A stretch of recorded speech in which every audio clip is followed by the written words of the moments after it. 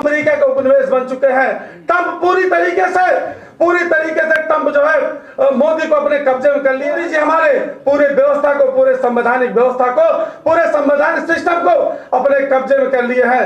आइए मैं निवेदन कर रहा हूं आदरणीय श्यामलाल निषाद जी, जो सामाजिक संस्थाओं से जुड़े हुए व्यक्ति हैं, आइए आप अपनी बातों को रखें। श्री श्यामलाल निषाद जी। बहुत बहुत धन्यवाद प्रदेश महोदय। इस लोहिया सभागार में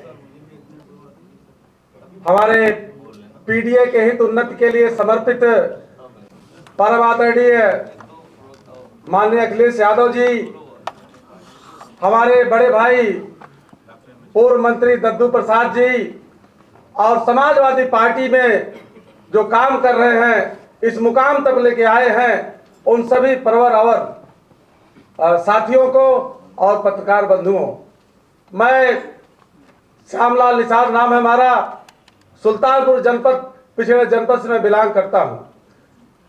बाप दादा मजदूरी करके काम करते थे, लेकिन हमारे भाई साहब ने एक सुझाव दिया कि माननीय नेताजी की इस समय सरकार चल रही है, ये चयन आयोग जो है वो बहुत अच्छा काम कर रहा है, आप अगर मेहनत करोगे तो कुछ ना कुछ नौकरी आपको मिल जाएगी।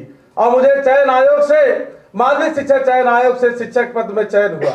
चयन होने के बाद मैंने महसूस किया कि आज जो कुछ भी मैं हूँ वो बाबा साहब अम्बेडकर की वजह से हूँ। अगर बाबा साहब अम्बेडकर ने ये व्यवस्था ना दी होती तो हम जैसे लोग मछली मारने का काम करते, कटिया फंसाने का काम करते, मजदूरी करने का काम करते, लेकिन ये अवसर मिला तो मैंने बाबा साहब के निर्देश, समाज को शिक्षित करो, संगठित करो, उस पर हमने काम करना शुरू किया। और गांव-गांव जा करके, गली-गली जा करके हमने निःशुल्क पाठशालाएं चलवाने का काम किया और ओबीसी एससी माइनॉरिटी बहुजन को जोड़ने का काम किया। ये काम मैं अनुरोध कर ही रहा था। जब मैं अपने क्लास में बच्चों को पढ़ाता था राष्ट्रीयता के बारे में, लोकतंत्र के बारे में, चुनाव आयोग के बारे में, तो बच्चे हमसे सवाल करते थे क्लास के अगले दिन कि गुरुजी आप जो बात हमको पढ़ाते हो वो समाज में क्यों नहीं दिखाई देती। समाज में राष्ट्रीयता का परिभाषा, जो जितने जो है धार्मिक उन्माद फैलाते हैं उनको राष्ट्रीय माना जा रहा है।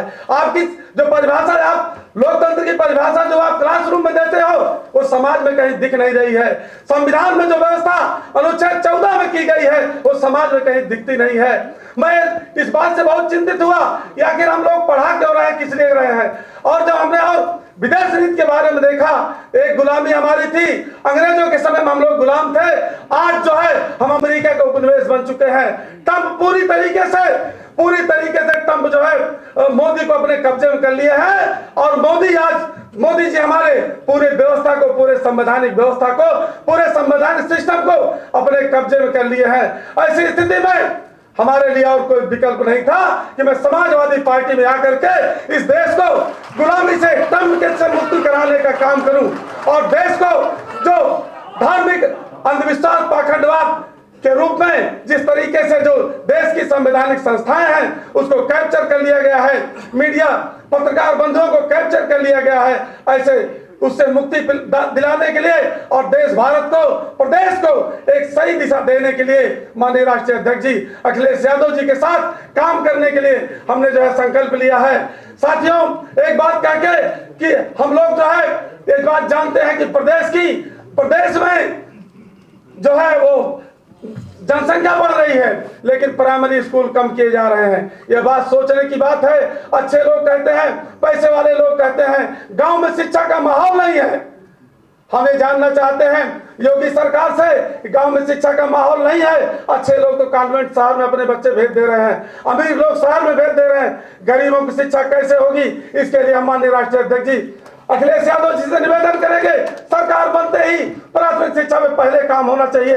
इसके लिए मोर्चा संघर्ष कर चुका है, आंदोलन कर चुका है, कुछ समय के लिए रोका गया है। बहुत बहुत धन्यवाद। फिर अवसर मिलेगा, फिर बोलेंगे। जय भीम, जय फूलन, जय समाजवाद।